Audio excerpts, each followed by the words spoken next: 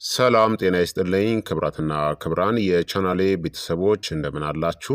እኔ አለው እግዚአብሔር ይመስገን ደህና ነኝ። ዛሬም በጠቃሚና በአዲስ ፕሮግራም በድጋሜ ተገናኝተናል። በዛሬው የጤና ፕሮግራማችን ላይ ስለ ቫይታሚን ዲ ማወቅ ያለባችሁን እያንዳንዱ ነገር የማሳውቃችሁ ይሆናል ማለት ነው። አንዲት ተአምረኛ ንጥረ ነገር አጥንታችሁን እንደ ብረት የምታጠናክር፣ በሽታ ተከላካያችሁን እንደ የብረት ግድግዳ የምትገነባ፣ ስሜታችሁንናም ጭንቀታችሁን የምታስተካክል እንዲሁም ልባችሁን ከበሽታ የምትጠብቅ ብትሆንስ? እናም አስደናቂው ነገር ይህች አልሚ ምግብ ሙሉ በሙሉ በነፃ የምናገኛት ነች። ነገር ግን በአሁኑ ሰዓት በዓለም ዙሪያ ከ1 ቢሊየን በላይ ሰዎች በሀገራችንም ጭምር ሳያውቁት የዚህ ንጥረ ነገር ከፍተኛ እጥረት አለባቸው። የምንነጋገረው ስለ ፀሐያማው ቫይታሚን ወይም ደግሞ ስለ ቫይታሚን ዲ ነው። ነገር ግን ትልቁ አስደንጋጭ እውነታ በጣም ፀሐያማ በሆኑ ሀገራት ውስጥ የሚኖሩ ሰዎች እንኳን የቫይታሚን ዲ እጥረት አለባቸው። ለምን ይመስላችኋል? ዛሬ በዝርዝር እንመረምራለን።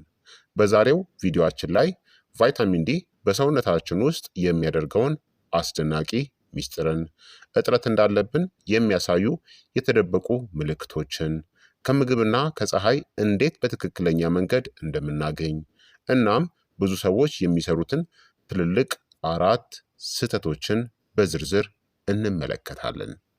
እስከ ቪዲዮ መጨረሻ ድረስ አብራችሁኝ ቆዩ። ምክንያቱም በቪዲዮ ማጠቃለያ ላይ የቫይታሚን ዲ መጠንን በፍጥነት የሚጨምሩ ምርጥ የተፈጥሮ ሚስጥሮችን አካፍላችኋለሁኝ። ዝግጁ ከሆናችሁ ላይክ እና ሰብስክራይብ በማድረግ እንጀምር። ቫይታሚን ዲ በእርግጥ ምንድን ነው? ብዙዎቻችን ቫይታሚን ዲን እንደ ተራ ቫይታሚን እንቆጥረዋለን።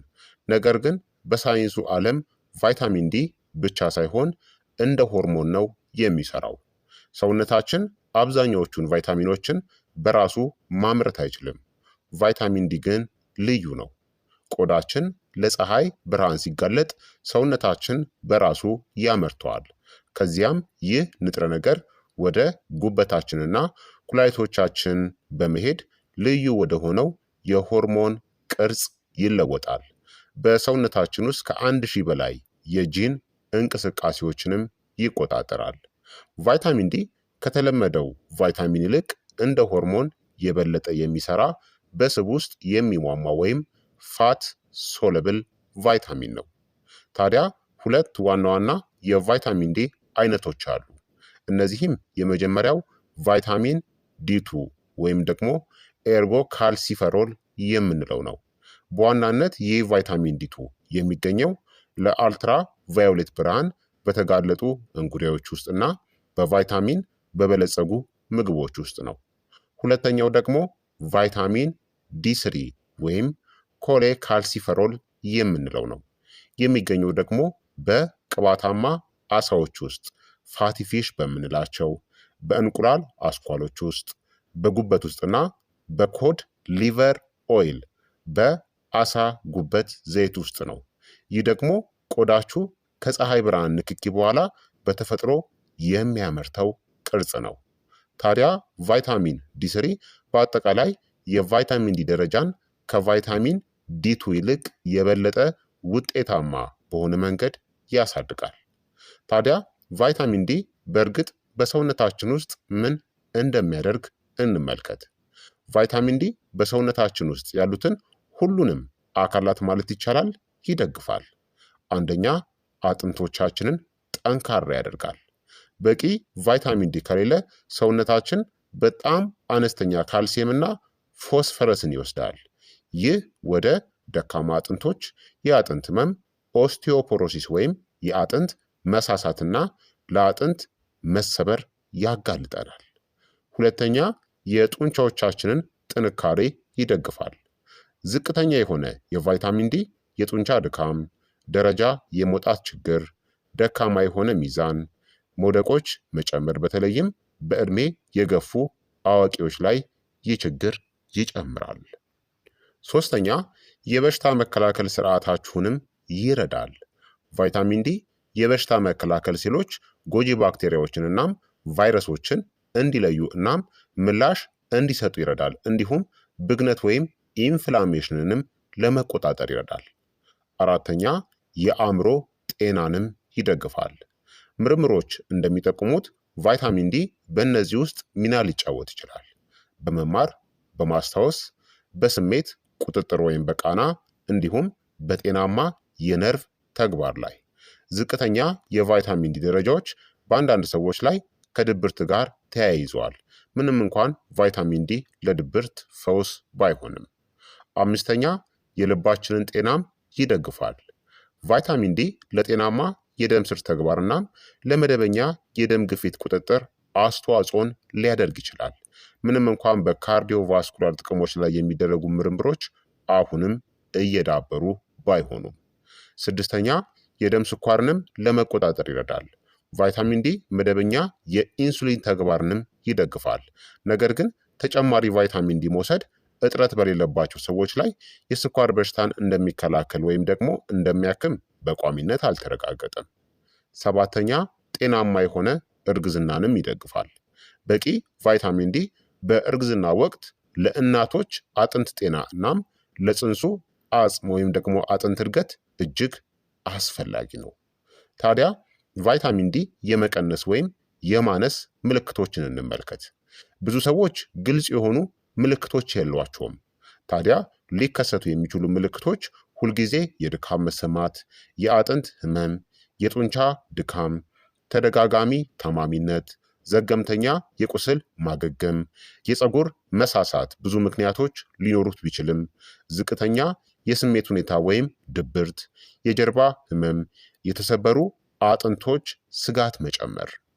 ታዲያ እነዚህ ምልክቶች ለቫይታሚን ዲ እጥረት ብቻ የተወሰኑ አይደሉም። ስለዚህ ዝቅተኛ የሆኑ ደረጃዎችን ለማረጋገጥ ምርመራ ያስፈልጋቸዋል ማለት ነው።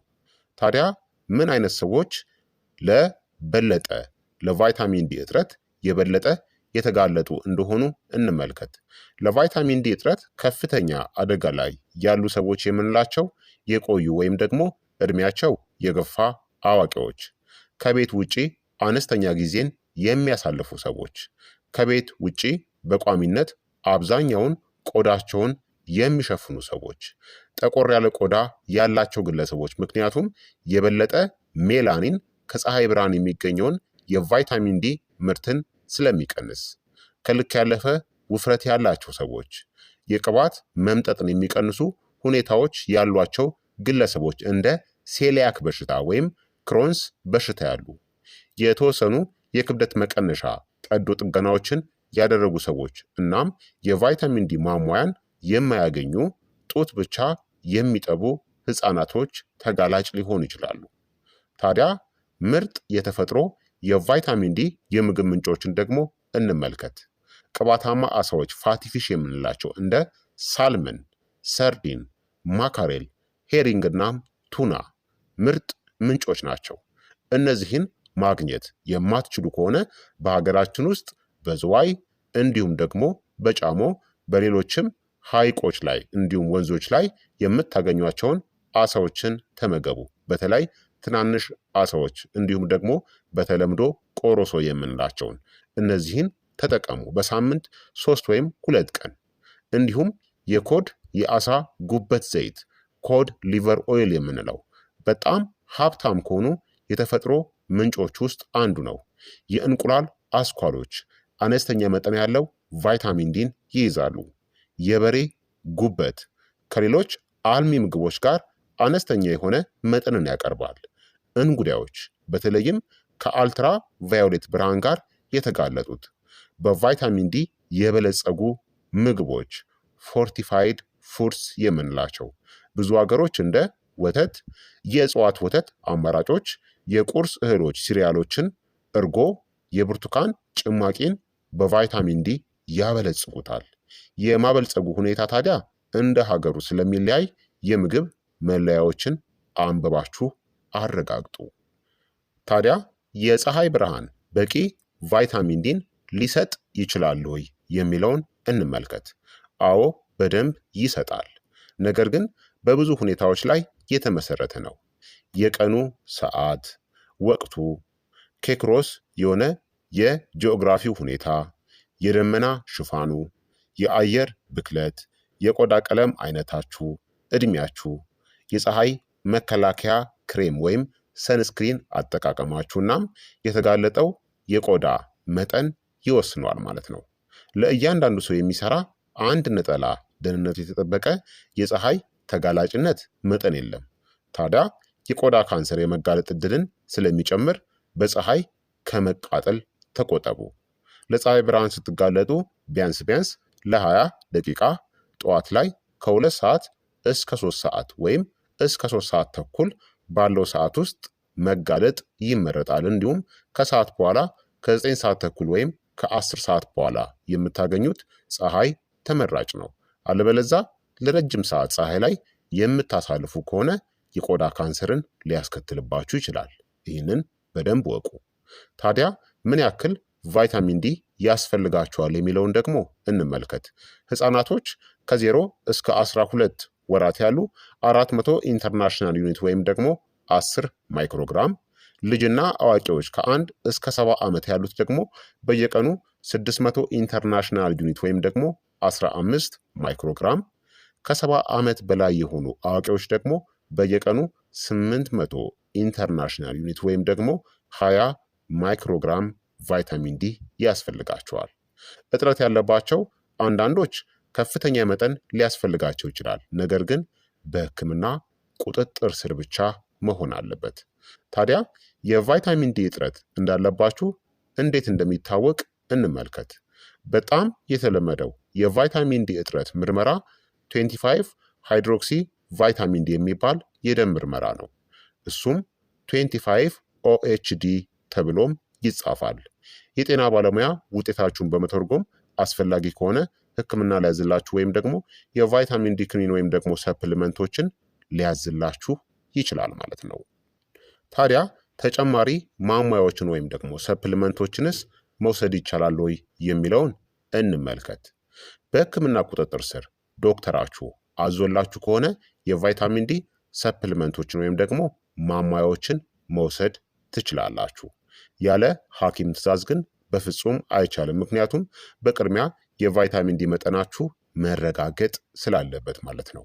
የቫይታሚን ዲ ማሟያዎች እንደተለመደው ይገኛሉ፣ ቫይታሚን ዲ3 እና ቫይታሚን ዲ2 በሚል ነገር ግን ቫይታሚን ዲ3 በአጠቃላይ ተመራጭ ነው። ምክንያቱም የደም ደረጃን የበለጠ ውጤታማ በሆነ መንገድ የመጠበቅ አቅም ስላለው።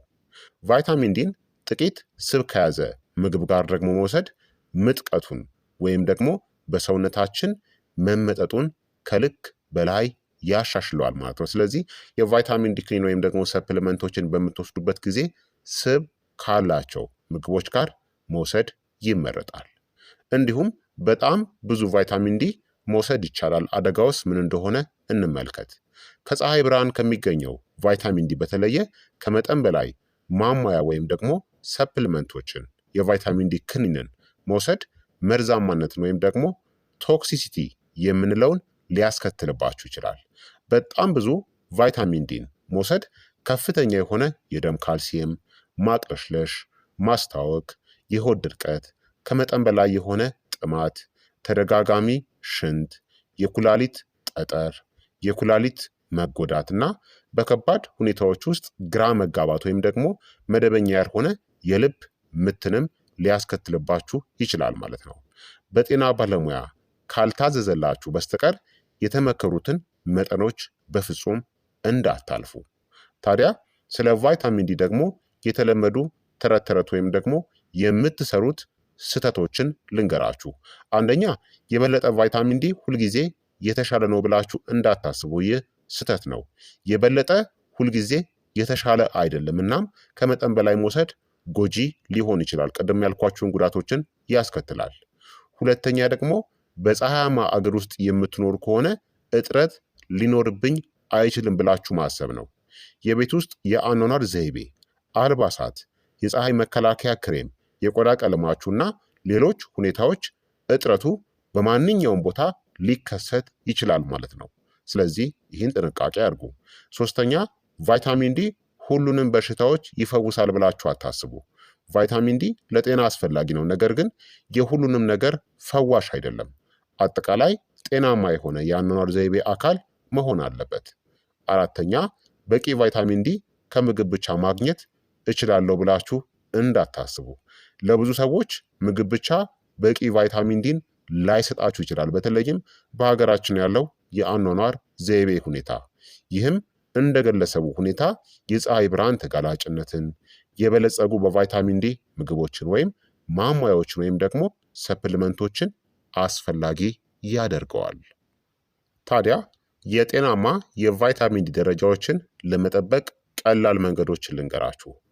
በፀሐይ ከመቃጠል በመቆጠብ ምክንያታዊ ወይም ጤናማ የሆነ ጊዜን ወይም ደግሞ ሰዓትን ከቤት ውጪ አሳልፉ፣ በተለይ ጠዋት ጠዋት ከእንቅልፋችሁ እንደተነሳችሁ።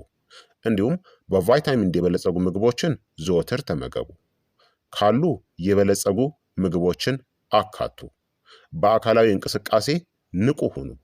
ጤናማ የሰውነት ክብደታችሁን ጠብቁ። ለእጥረት የተጋለጣችሁ ከሆናችሁ ስለ ምርመራ እናም ማሟያ ወይም ደግሞ ሰፕሊመንት አስፈላጊነት ከጤና አቅራቢያችሁ ወይም ከዶክተራችሁ ጋር ተነጋገሩ። ታዲያ ቫይታሚን ዲ እጅግ አስፈላጊ ነው። ለጠንካራ አጥንቶች፣ ለጤናማ ጡንቻዎች፣ የበሽታ መከላከል ተግባርን ለማሳደግ፣ መደበኛ የነርቭናም የአእምሮ ተግባርን ለመጠበቅ፣ ለአጠቃላይ ደህንነታችሁም ጭምር። እጥረት የተለመደ ነው እናም ብዙ ጊዜ ሳይስተዋል ይቀራል። ነገር ግን ብዙውን ጊዜ በደም ምርመራ ተለይቶ በትክክል ሊታከም ይችላል። በጣም ጥሩ አቀራረብ ሱፐር ተመጣጣኝ ምግብን፣ ምክንያታዊ የፀሐይ ተጋላጭነትን እናም አስፈላጊ በሚሆንበት ጊዜ ብቻ ማሟያዎችን ማጣመር ነው። ቫይታሚን ዲ የፀሐይ ብርሃን ቫይታሚን ተብሎ ሊጠራ ይችላል። ነገር ግን ጤናማ ደረጃዎችን መጠበቅ ከቤት ውጪ ከመውጣት በላይ ይጠይቃል። ቫይታሚን ዲ እንዴት እንደሚሰራ በመገንዘብ እናም ስለ አመጋገብ፣ የፀሐይ ተጋላጭነትና ማሟያን በመረጃ የተደገፈ ውሳኔዎችን በማድረግ የረጅም ጊዜ ጤናችሁን መደገፍ ትችላላችሁ ማለት ነው። እንግዲህ ወዳጆቼ ቫይታሚን ዲ ለጤናችን ምን ያክል ወሳኝ እንደሆነ ተመልክተናል። ዛሬውኑ ታዲያ ጥቂት ደቂቃዎችን በፀሐይ ማሳለፍ፣ ጤናማ ምግቦችን መመገብና አስፈላጊ ከሆነ ደግሞ የደም ምርመራ 25 ሃይድሮክሲ ቫይታሚን ዲ ቴስትን በማድረግ የቫይታሚን ዲ መጠናችሁን ማወቅ ትችላላችሁ ማለት ነው። ስለዚህ ክቡራትና ክቡራን ተመልካቾቼ የዛሬው የጤና ትምህርት እንግዲህ ይህንን ይመስል ነበረ። እንደተማራችሁበትም ተስፋ አድርጋለሁኝ። ከጠቀማችሁ ደግሞ ላይክ እና ሼር በማድረግ ይጠቅመዋል ብላችሁ ለምታስቡት ወዳጅ ዘመዶቻችሁ ይህንን ቪዲዮ ሼር በማድረግ አስተምሯቸው። አዲስ ከሆናችሁ ሰብስክራይብ አድርጉ። ጥያቄያችሁን በኮመንት ላይ አስፍሩልኝ። በቀጣይ የጤና ትምህርት እስከምንገናኝ እኔንም እናንተንም ቸር ያቆየን። መልካም ጊዜ፣ መልካም ቆይታ።